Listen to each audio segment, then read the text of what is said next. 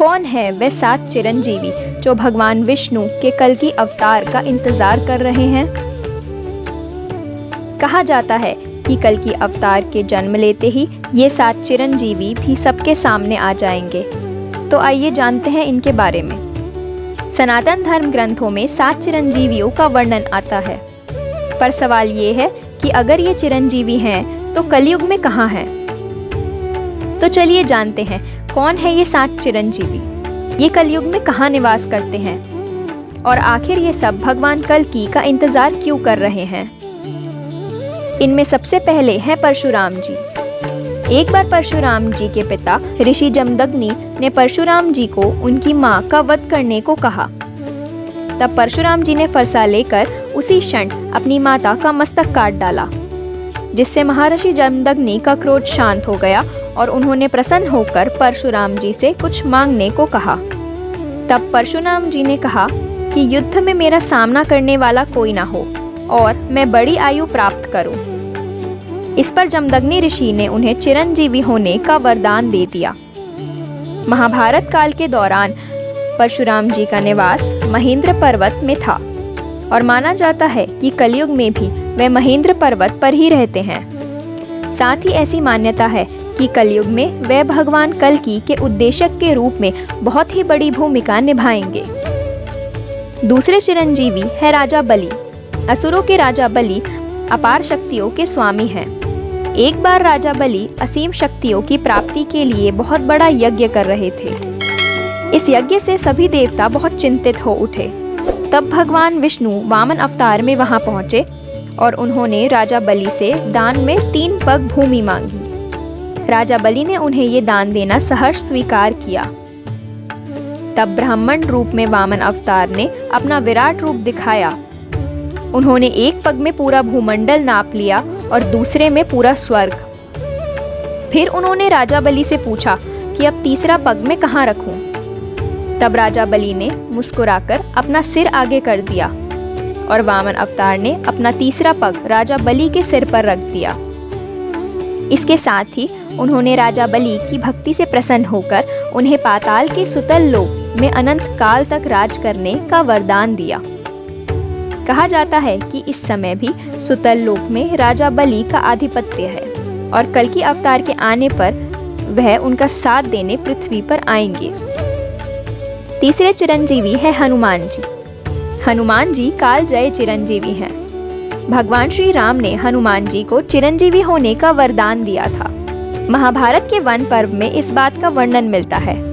इसके अनुसार जब भीमसेन द्रौपदी के लिए सुगंधित कमल लेने गंधमादन पर्वत पर गए थे, तब उनकी भेंट वहां हनुमान जी से हुई थी। साथ ही ऐसी मान्यता है कि हर 41 साल में हनुमान जी श्रीलंका में मौजूद मातंग कबीले को ब्रह्म ज्ञान देने आते हैं। कहा जाता है कि वह अपने प्रभु श्री राम को भगवान कल्कि के रूप में वापस प्राप्त करने एवं उनकी सहायता करने के लिए आज भी धरती पर मौजूद हैं।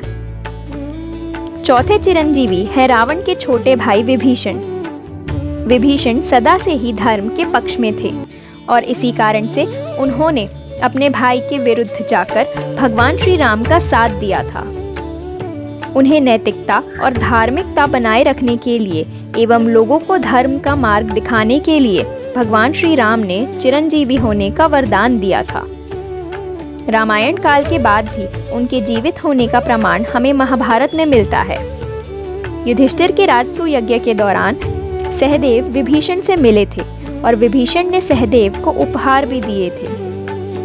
वह कलयुग में कहाँ रहते हैं, इस बारे में कोई जानकारी नहीं है, किंतु यह बात निश्चित है कि अगर वह द्वापर युग में जीवित थे तो वह कलयुग में भी अवश्य जीवित होंगे और वह कलयुग के अंत में भगवान कल्कि की सहायता करने के लिए पुनः सामने आएंगे। पांचवें चिरंजीवी हैं अश्वत्थामा।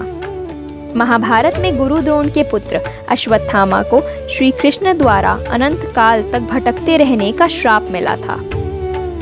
कई लोग कहते हैं कि वह मध्य प्रदेश के अस्सीगढ़ जिले में आज भी मौजूद हैं और वह भगवान कल्कि की प्रतीक्षा कर रहे हैं। छठे चिरंजीवी हैं कृपाचार्य। महाभारत में कृपाचार्य को भी अश्वत्थामा की तरह अमर बताया गया है।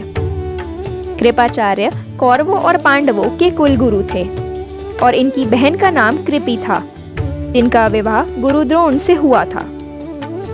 महाभारत युद्ध में कृपाचार्य ने कौरवों का साथ देते हुए पांडवों के विरुद्ध युद्ध किया था, लेकिन कहा जाता है कि भगवान श्री कृष्ण ने इन्हें अमरता का वरदान दिया था, जिसके कारण यह कलयुग के अंत तक रहेंगे और एक सेनापति होने के नाते भगवान कल्कि का साथ देंगे। सातवें और आखिरी चिरंजीवी है महर्षि वेदव्यास। इनका नाम कृष्ण द्वैपायन था। वेदव्यास जी ऋषि पराशर और सत्यवती के पुत्र थे। बाद में सत्यवती ने शांतनु से विवाह कर लिया था, जिनसे उन्हें 2 पुत्र प्राप्त हुए, चित्रांगद और विचित्रवीर्य। वेदव्यास जी ने सामवेद और यजुर्वेद लिखा है। उन्होंने ही 18 पुराणों की रचना भी की है। वेदव्यास जी ने अपने तपोबल से अमरता प्राप्त की है। कहा जाता है कि वह आज भी गंगा तट पर वास करते हैं। वेदव्यास जी कलयुग के अंत तक जीवित रहकर कल्कि अवतार की सहायता करेंगे। साथ ही वह भगवान कल्कि के जीवन चरित्र के बारे में भी विस्तार से लिखेंगे कि किस तरह उन्होंने कलि पुरुष का अंत कर पुनः सतयुग की स्थापना की। तो यह है वे 7 चिरंजीवी जो कलयुग के अंत में भगवान कल्कि के साथ मिलकर कलि पुरुष का अंत करेंगे और पुनः सतयुग की स्थापना करने में भगवान कल्कि की सहायता करेंगे। इस बारे में आपके क्या विचार है, कमेंट करके जरूर बताएं। साथ ही अगर आपको ये वीडियो अच्छी लगी हो तो वीडियो को लाइक करें, शेयर करें और अगर आप हमारे चैनल पर पहली बार आए हैं तो चैनल को सब्सक्राइब करें और बेल आइकन को प्रेस कर दें, ताकि ऐसी इंटरेस्टिंग वीडियोस के नोटिफिकेशन आप तक सबसे पहले पहुंचे। धन्यवाद।